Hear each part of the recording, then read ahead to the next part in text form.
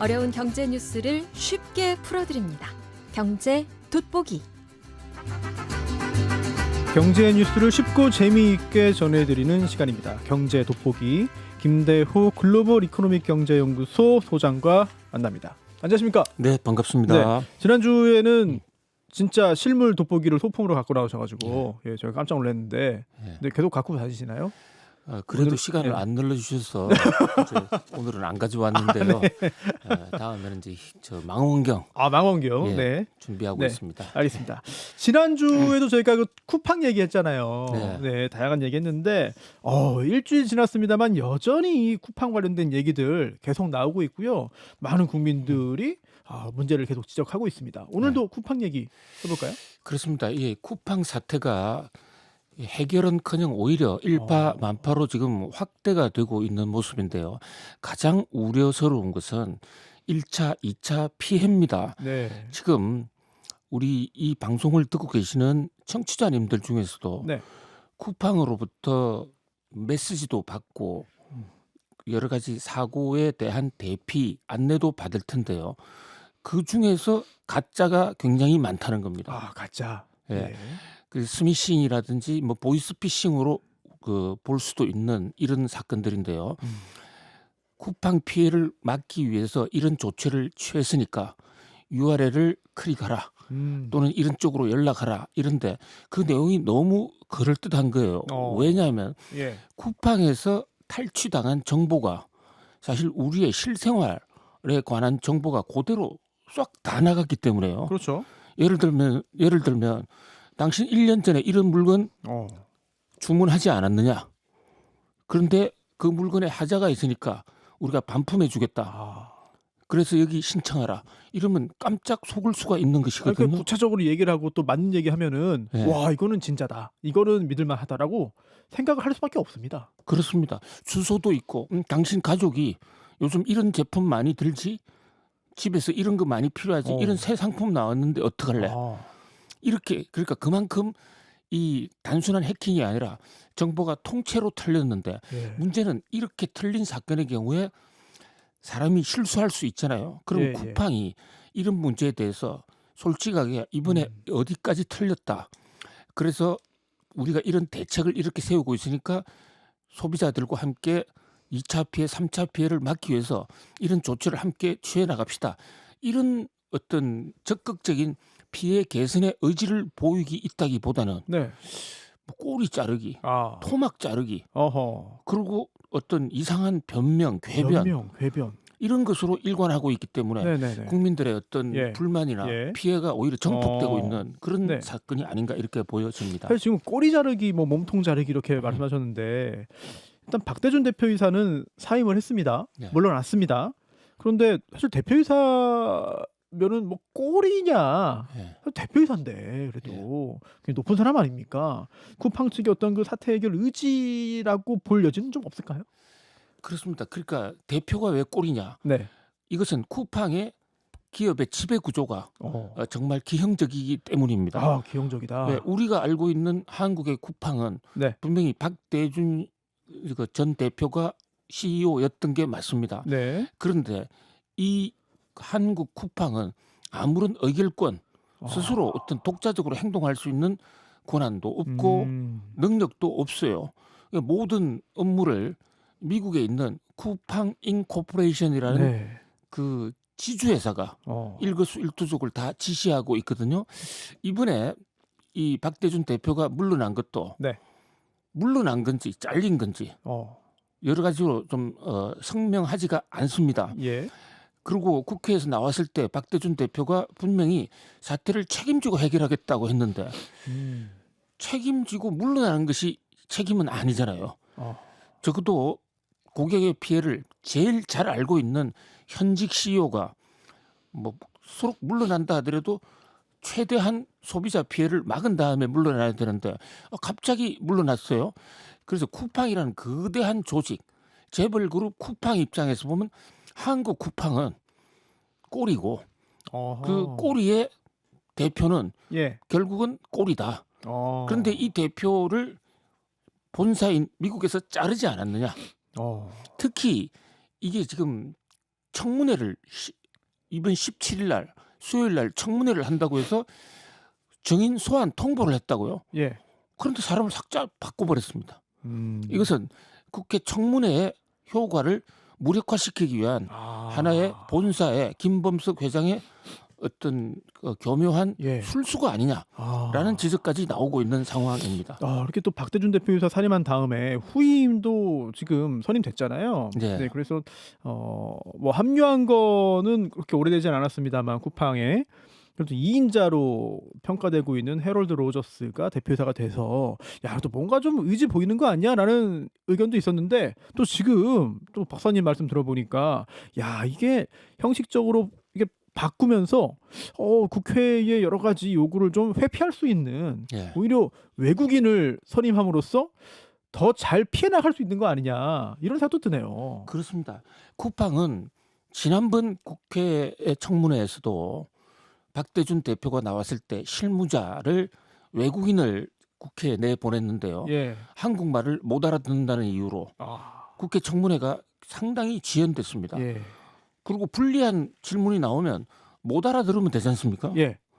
그리고 옆에 통역이 있는데 통역이 무슨 말인지 잘 모르겠다 하면 그만인데 더군다나 이번 사건은 이 문제를 일으켰던 당사자를 제쳐놓고 새로운 미국에 있던 한국에 살지도 않았던 미국 본사의 어떤 총무 담당 이사인데요. 네. 이분이 온다 이러면 어떤 질문이 나오더라도 불리하면 나는 잘 모릅니다. 네.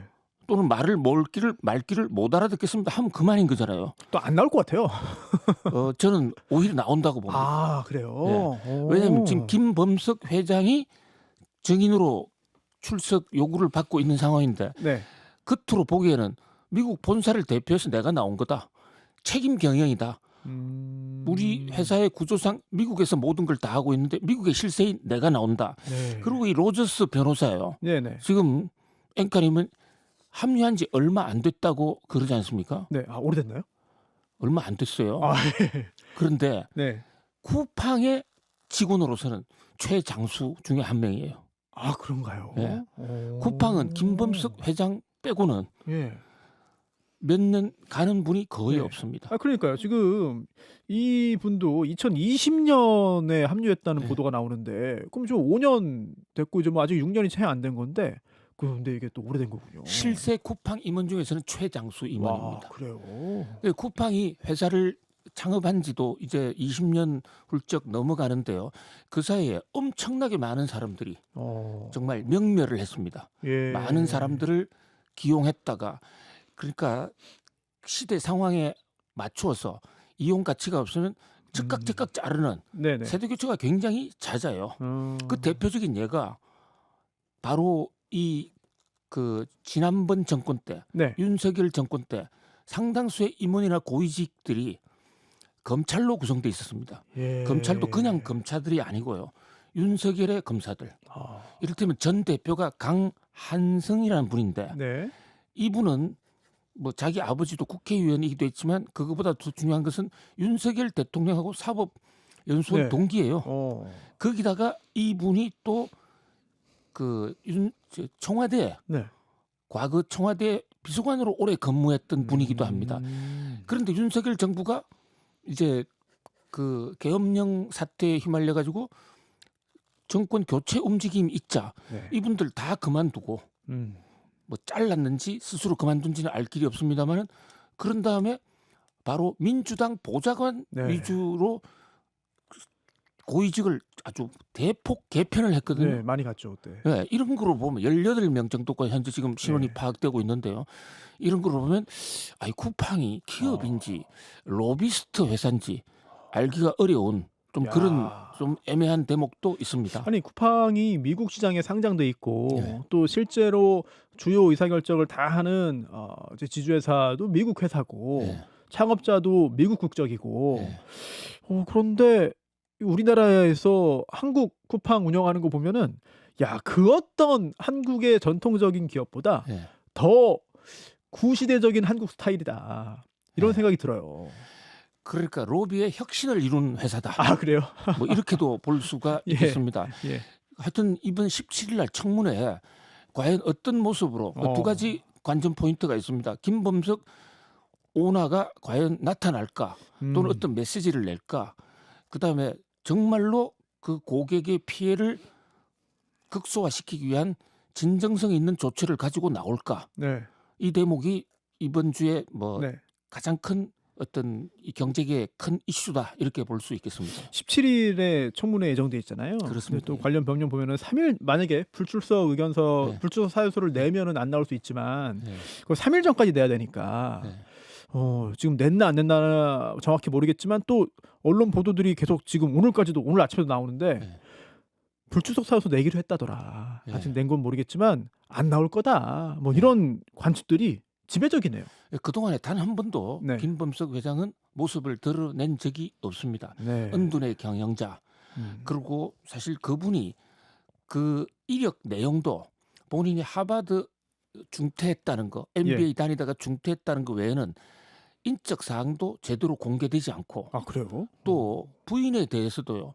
부인이 대만 사람이다. 예. 그리고 변호사다. 어. 라는 정도 외에는 아무런 공개된 게 없는 네.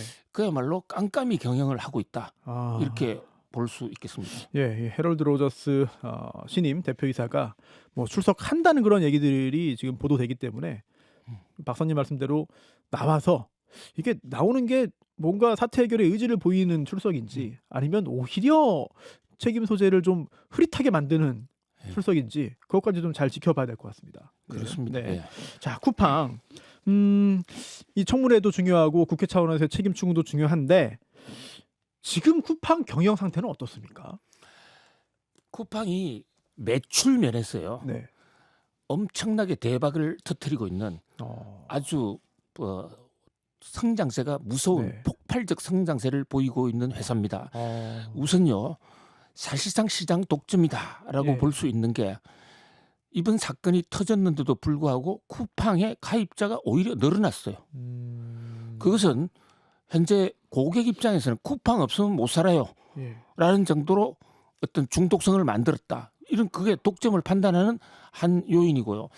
또 하나는 국내에서 온라인 커머스를 이용하는 그 매출의 점유율을 볼 때 국내에 있는 다른 모든 회사, 네이버라든지 또는 신세계, 쓱이라든지 롯데 이런 회사를 다 합쳐도 네. 그게 쿠팡에 모두 합한 게 쿠팡 하나의 범접이 안 돼요. 그 정도 압도적입니다. 지배적이군요. 그다음에 또 로봇 배송이라든지 이런 데는 거의 점유율이 뭐 거의 절대 다수를 차지하고 있는. 그러니까 얼핏 보면 뭐 과점이라고도 볼 수 있겠지만 실질적인 내용에 있어서는 네. 독점이다. 쿠팡 없이는 살 수 없을 정도로 한국 사회에 예. 이미 생활의 일부로서 천착을 했다. 그런데 다만 이 쿠팡이요. 아직도 흑자 낸 지 얼마 안 되는 회사예요. 그렇죠. 아니 사실은 예. 지금이야 쿠팡이 와 엄청 커졌다, 시장 장악했다, 돈 엄청 벌 거다라고 하지만 몇 년 전으로 돌아가 보면 예. 야 이러다 망하는 거 아니야? 예. 야 손정희 회장이 이거 돈 다 물리는 거 아니야? 예. 이렇게 물류센터 다 설치하고 뭐 새벽 배송한다고 이게 투자했다가 이거 꼬꾸라지는 거 아니야? 예. 이런 걱정 실제로 있지 않았습니까? 그렇습니다. 그게 이제 소위 독점 과점 이론에서는 록펠러 이론이라고 해서요. 미국의 석유 재벌 록펠러가 네. 했던 방식을 김범석 회장이 그대로 차용했다. 이런 지적을 받고 있는데요. 이 록펠러가 지금의 엑슨 모빌이라는 회사의 예. 그 모태가 되는 미국의 그 유명한 정유회사를 사실상 독점했는데 독점을 해나가는 방법이 처음에 사업을 시작할 때 다른 회사보다 엄청나게 싸게 해줍니다. 그게 비교할 수 없을 정도로 싸게 해주고 그래서 경쟁 회사들을 다 망하게 하는 것이에요. 그리고 완벽하게 망했다 싶었을 때는 그때부터 가격을 엄청나게 후려치는 예. 방식으로 예를 들어서 10년간 내가 적자를 보자. 그리고 11년째 다른 회사 다 망하게 한 다음에는 예. 그때는 이익률을 10배, 20배로 올리는 거예요. 이제 이런 방식의 전형적인 어떤 독점을 전제로 한 어떤 이 경영이다 해서 미국에서 한때요. 록펠러 때문에 미국 경제가 망한다. 그러니까 처음에 굉장히 싸게 원유를 또는 그 가스를 공급한다 해서 네. 칭찬을 굉장히 받았어요. 그런데 독점이 성공하고 나서는 그때부터 완전히 높은 가격, 그동안 10년간 손해봤던 거를 전부 고객들한테 아. 다 앵기는 그런 시기였거든요. 그래서 오늘날에 미국에서 제일 무서운 기관이 FTC라고 공정거래위원회인데요. 예. 공정거래위원회가 록펠러 방지법으로 아. 법이 만들어진 거예요. 예전에 그 스탠다드 오일인가요? 예, 거기서 뭐 스탠다드 독점했다가, 오일이 예. 바로 록펠러 겁니다. 예, 다 장악을 하니까 결국은 소비자 편익에 해가 된다. 그러니까 다 그렇습니다. 쪼개자, 나누자. 그렇습니다. 예. 이렇게 지금 미국의 원유 회사들 뭐 스노코를 비롯해서 여러 개로 잘라지는데 그 원조가 예. 전부 다 스탠다드 오일이에요. 야, 오히려 이 자유 경쟁이 중요하지만 또 자유 경쟁을 보장하고 소비자의 어떤 편익을 보장하려면 오히려 독점만은 막아야 된다. 그렇습니다. 이 시장 경제가 장점인 것은요.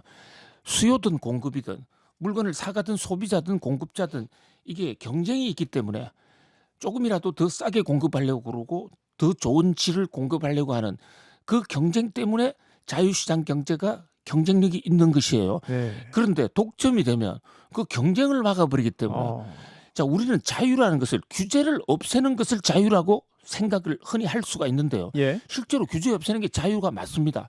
근데 규제 없어진 상황에서 공룡 한 마리가 다른 주위에 있는 물고기를 다 잡아먹으면서 네. 혼자 물을 흐리면 그것이야말로 반시장적인 것이거든요. 그렇죠. 그래서 공정거래위원회가 생기고 우리나라도 공정거래위원회가 있는데요. 네. 자, 우리나라 공정거래위원회 과연 뭐 했냐?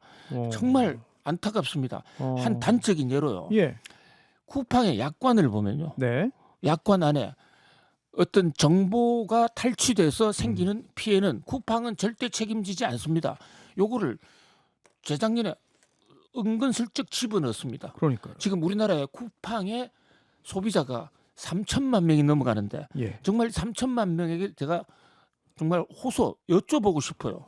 그런 조항 알고 가입했느냐? 물론 뭐 가입할 때 좀 다 읽어보세요라고 하지만 사실 그 깨알 같은 내용 다 읽어보는 사람이 사실상 거의 없지 않겠습니까? 예, 그래서 공정거래위원회가 존재하는 거고요. 예. 공정거래위원회 약관심사위원회도 있어요. 네. 그래서 이런 독점적 우려가 있는 회사들이 만들어내는 약관, 더더구나 약관이 처음 나온 또 아니고 중간에 약관을 바꿨단 말입니다. 예. 그리고 약관을 바꾸는 데는 심사를 받도록 되어 있습니다. 그러면 공정거래위원회에서 이건 말이 안 되는 약관이다. 예. 또 우리 법 체계상으로도 말이 안 되는 약관은 원인 무효거든요. 예. 그 말도 안 되는 무슨 이상한 그 고용 계약서라든지 이런 거 우리 법 체계상 예. 원인 근본적으로 무효지 않습니까? 네, 만들어 놔도 효력이 없어요. 예. 그런데 이제 와서 공정거래위원회가 그거 효력 없을 것이다. 예. 라고 얘기하는데 어허. 그런데 이게 간단치가 않은 게 결국은 쿠팡은 한국에서의 소송은 아무것도 아닌 거로 생각하고 있습니다. 결국 미국 가서 결론이 나야 될 거거든요. 예. 그러면 미국 소송에서 과연 한국 공정거래위원회처럼 만들어놔도 무효라고 할 것인지 미국의 판례는 또 다르게 나올 수도 있다는 것이죠. 그러니까 그러네요. 배상을 줄이기 위한 아주 고도의 작전을 쓴 것이 아니냐. 그다음에 이 새로 온다는 로저스가 예. 변호사예요. 맞습니다. 예. 아주 유명한 변호사예요. 음. 하버드 법대 네. 출신에. 그러니까 자 쿠팡의 경영은 두 가지 특성이 있다고 하나 봅니다. 하나는 네. 아주 강력한 로비. 실세하고는 무조건 예. 연결고리를 갖는다. 어허. 이제 그다음에 법조인. 강력한 법조인을 통해서 법망을 피해간다. 네. 과연 그것이 혁신일진지. 물론 쿠팡은 초기에 물류센터도 만들고 로봇 배송을 하면서 한국 사회가 없는 혁신을 많이 단행한 것은 맞아요. 예. 그런데 혁신에 성공하면서 독점적 지위를 가진 이후에 혁신이 계속됐느냐? 어허. 혁신은 없었거든요. 그냥 거대한 풀필멘트 만들고 네.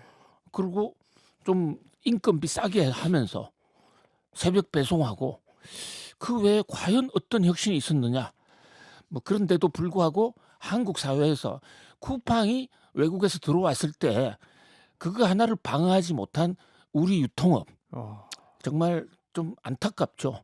그리고 이런 거대한 공룡 괴물이 클 수 있도록 우리 정치권이나 우리 공정거래위원회, 특히 방송통신위원회, 이게 정보통신사업자는 방송통신위원회에서 컨트롤 하도록 되어 있습니다. 네. 도대체 뭐 했느냐? 우리 사회의 총체적 부실을 드러내는 한 단적인 사건이다. 해서 이번 청문회에서 단순하게 쿠팡에 누가 잘못했느냐 이런 거를 떠났어요. 예. 우리 사회에 정말 문제가 없느냐? 과연 자유의 이름으로 독점의 행포를 부리고 있는 이 시장 구조에 대해서 우리 사회가 스스로 이것을 고칠 수 있는 그런 어떤 건전한 내부 견제 시스템을 가지고 있느냐? 이 대목에도 우리 같이 반성해야 될 굉장히 중대한 교훈을 주는 예. 사건이다 이렇게 볼 수 있겠습니다. 예. 또 지금 보면은 우리나라에서만 로비한 게 아니라 미국에서도 상당한 어떤 노력을 해서 로비했고 거기는 다 어떤 로비 내용들이 다 투명하게 또 공개가 되잖아요. 비용들도 그렇고. 예, 트럼프 대통령이 올 1월 20일 날 그 취임하지 않았습니까? 예. 전 그때 깜짝 놀랐어요. 오. 갑자기 정말 뵙기 어려운 예. 김범석 회장이 취임식에 나타나신 거예요. 그래서 그때 국회에서 나오라고 했는데도 저 트럼프 취임식 갑니다라고 해서 한 번 또 안 나왔습니다. 맞습니다.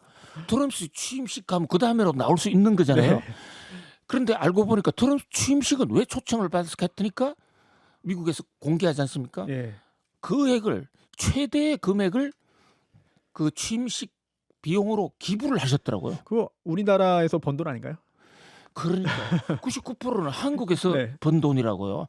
그런데 지금 쿠팡에서 이래 많은 돈 번 이 쿠팡이 그동안에 기부도 많이 했습니다. 사회에.